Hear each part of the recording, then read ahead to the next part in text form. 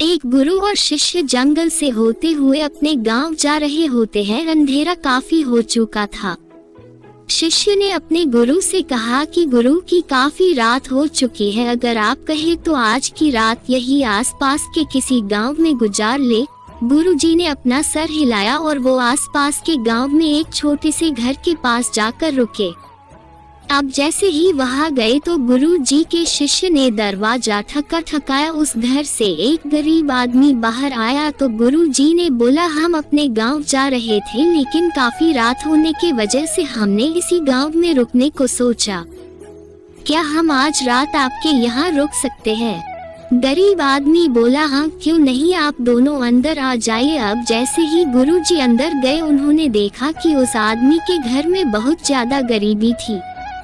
गुरुजी ने उससे पूछा कि आप काम क्या करते हो? वह गरीब आदमी बोला कि मेरे पास बहुत सारी जमीन है। तो गुरुजी ने बोला, अगर तुम्हारे पास बहुत सारी जमीन है तो इस तरह से क्यों रह रहे हो? वह आदमी बोला, ये किसी काम की नहीं है। गांव वाले बोलते हैं कि ये बंजर जमीन है, यहाँ पर कुछ भी नहीं उगाई जा सकती है और वहाँ फसल उगाना बहुत बड़ी बेवकूफी है।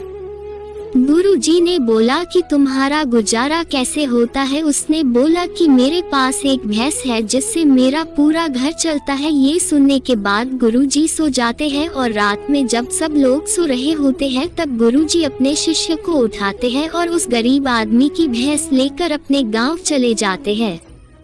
शिष्य अपने गुरु से पूछता है कि गुरुजी कहीं आप ये गलत तो नहीं कर रहे हैं? उस गरीब आदमी की रोजी रोटी इसी भैंस की वजह से चलती है। तो गुरुजी अपने शिष्य की तरफ देखते हैं और मुस्कुराते हुए आगे बढ़ जाते हैं। उस बात को तकरीबन 10 साल गुजर जाती है और जो गुरु का शिष्य था वह बहुत बड़ा गुरु बन चुका था। तो एक दिन उन्हें उस गरीब आदमी की याद आती है कि मेरे गुरु ने उस आदमी के साथ अच्छा नहीं किया था, मुझे एक बार चलकर देखना चाहिए कि वह आदमी अब किस परिस्थिति में है। वह शिष्य उस गांव की तरफ जाता है और वहां जैसे ही पहुंचता है तो वह देखता है कि जहां पर उस गरीब आदमी का झोपड़ा था वहां पर एक बड़ा ही आलीशान महल बन चुका था और उस झोपड़ी के बाहर जो बंजर जमीन थी उस पर फल और फूलों के बगीचे थे। तभी उधर से उस घर का मालिक आता है। शिष्य उसे पहचान लेता है और उस आदमी को बोलता है, तुमने मुझे पहचाना? मैं अपने गुरुजी के साथ आया था, हमने एक रात के लिए आपके यहाँ रुके भी थे। वह आदमी उसे पहचान लेता है और बोलता है कि उस रात में आप कहाँ चले गए थे? और उस रात के बाद ही मेरी भैंस कहीं चली गई थी, मेरे पास कोई रास्ता नहीं था, तो मैंने अपने जमीन पर मेहनत की और फसल निकल आई और आज मैं इस गांव का सबसे बड़ा और सबसे अमीर आदमी बन चुका हूँ। ये सुनने के बाद शिष्य की आंखों में अपने गुरुजी के लिए आंसू आ गए और उसे ये बात अब समझ आई और वो रोने लगा।